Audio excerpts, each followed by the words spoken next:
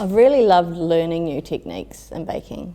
I've been a baker for years, Mum taught me, but learning the new techniques and new skills has been the best part of it, really, yeah. Before I actually started the course, I didn't actually know what sort of baking I wanted to do, and it got to term 3 and we started doing the artisan breads and the croissants, and that's when I realised, the light bulb went off and I'm like, that's what I want to do.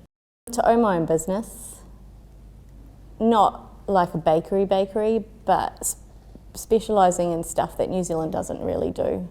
So more along the lines of artisan baking, artisan breads, croissants and pain au chocolats. North Tech is really friendly, like the staff, they're really welcoming. The tutors are good. Tutors, just the staff in general, from the cafe and to the office lady that waves to me every day.